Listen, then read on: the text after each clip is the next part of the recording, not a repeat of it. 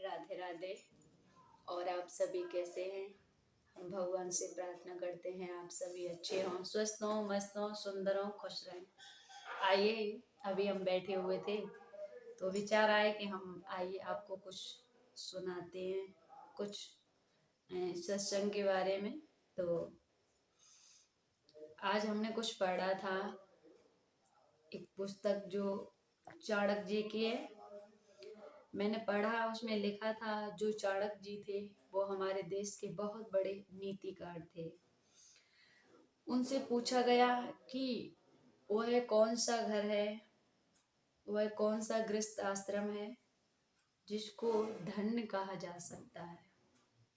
अर्थात गृहस्थ आश्रम को धन्य बनाने के लिए, गृहस्थ आश्रम को ऊंचा उठाने के लिए, गृहस्थ आश्रम को सुख शांति पाने के लिए, गृहस्थ आश्रम को सफल बनाने के लिए मनुष्य को कैसे जीवन जीना चाहिए, वो कौन कौन से फार्मूला हैं, तो हमने उसमें पढ़ा था। तो हमने विचार किया आइए ऐसी कुछ वार्तालाप हम आप लोगों के साथ शेयर करते हैं, जिससे कि गृहस्थ आश्रम में कलह कलेश का केंद्र ना रहे, गृहस्थ आश्रम शांति से व्यतीत हो सके, यहाँ सब गृहस्थ जीवन में सुंदर भाव से रह सके। तो आइए आप सुनेंगे। उसमें लिखा था कि जिस घर में सदैव आनंद से सभी लोग प्रेम से रहते हैं, जो घर सदैव आनंद से भरा रहता है वह गृहस्थ आश्रम धन्य है। जिसके घर में कभी कलह कलेश नहीं होता है वह गृहस्थ आश्रम धन्य है। कभी राग देश नहीं होता है, भाई भाई के बीच में कभी तनाव नहीं होता है, देवरानी जेठानी के बीच में कभी ईर्ष्या नहीं होती है, पिता पुत्र के बीच में कभी दीवार खड़ी नहीं रहती है, और सास बहू के बीच में कभी तकरार नहीं होती है। वह गृहस्थ आश्रम आनंद का केंद्र बनता है।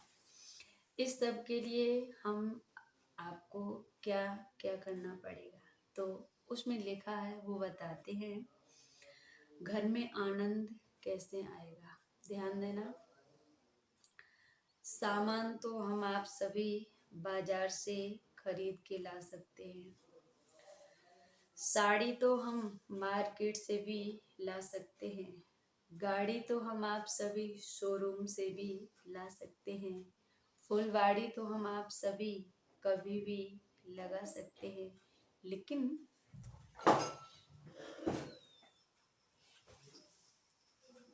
आनंद कैसे आएगा।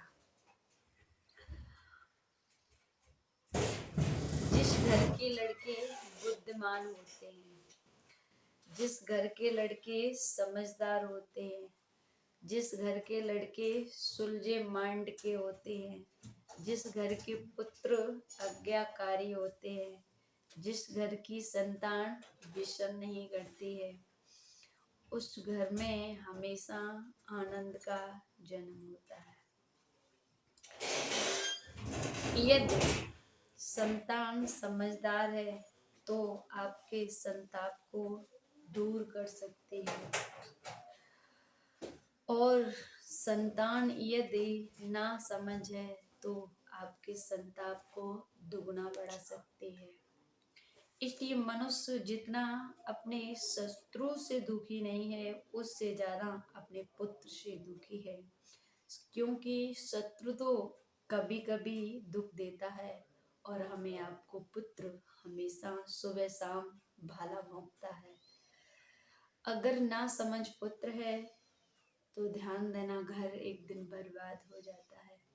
इसलिए हमें आपको जीवन में बहुत प्रेम के साथ, अपने घर परिवार के साथ, सुंदर भाव के साथ आपस में मिलजुल करके रहना चाहिए, क्योंकि जहाँ प्रेम होता है वहीं भगवान का वास होता है। जहाँ सुंदर भाव विचार लोगों के होते हैं वहाँ हमेशा लक्ष्मी का वास होता है।